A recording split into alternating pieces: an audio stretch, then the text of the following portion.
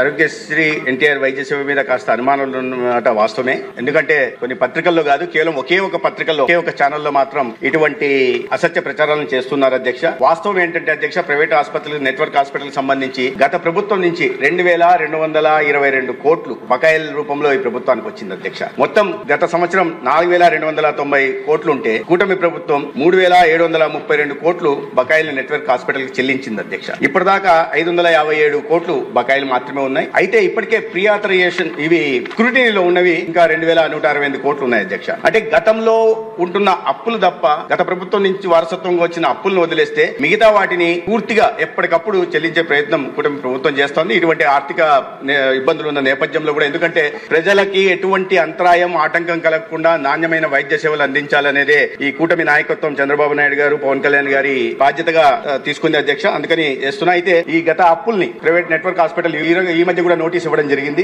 ఎందుకంటే గతంలో ప్రభుత్వం చేసిపోయిన అప్పుల్ని ఇంకా చెల్లించలేదు, బకాయిలు చెల్లించలేదు అని వాటి కూడా చెల్లించే దిశగా కూడా ప్రయత్నం చేస్తున్నాం. అయితే మేము గత ప్రభుత్వం ఈ ప్రభుత్వం కాకుండా గత ప్రభుత్వం చాలా బాధ్యతారాహిత్యంగా నెట్వర్క్ హాస్పిటల్ కి 2,222 కోట్లు బకాయిలు పెట్టింది. ఆరోగ్యం మీద వారికి ఎంత మాత్రం చిత్తశుద్ధి అనే విషయం ఉందనే విషయం ఇప్పుడు అర్థమవుతుంది. రోజు ఉకదంపుడు ఉపన్యాసాలు ఇస్తుంటారు అధ్యక్ష. ఇక్కడ సభలోకి వచ్చి మాట్లాడితే ఇవన్నీ చర్చించడానికి అవకాశం ఉంటుంది. కానీ దురదృష్టవశాత్తు అత్యంత బాధ్యతారాహిత్యమైన ప్రతిపక్షం ఈ రాష్ట్రంలో సభల్లోకి వచ్చి ప్రజలకు సంబంధించిన, ప్రజల ఆరోగ్యానికి సంబంధించిన విషయాల మీద చర్చించడానికి కూడా ముందుకు రాకుండా 4 గోడల మధ్య వాటి గురించి మాట్లాడుతూ ఎటువంటి ప్రశ్నలు లేకుండా ఇవాళ ప్రజల్లో అసత్య ప్రచారాలు చేసి అపోహలు సృష్టించే ప్రయత్నం చేస్తున్నారు అధ్యక్ష. తద్వారా పేదలు ఆసుపత్రులకు వెళ్లకుండా ఉండాలని, వారి ఆరోగ్యం మరింత క్షీణించాలని, వారి అనారోగ్యం బారిన పడి ఆరోగ్యం క్షీణించి మరణిస్తే దాని ద్వారా ఏదైనా రాజకీయ లబ్ధి పొందాలని ఆలోచించే ఒక విపరీత మనస్తత్వం కలిగిన ప్రతిపక్షం రాష్ట్రంలో ఉంది అధ్యక్ష. కానీ అందుకనే వాస్తవాల ముందు సభ ద్వారా గౌరవ శాసనసభ్యుల దృష్టికి, తద్వారా ప్రజల్లోకి తీసుకెళ్లే ప్రయత్నం చేస్తున్నాం అధ్యక్ష.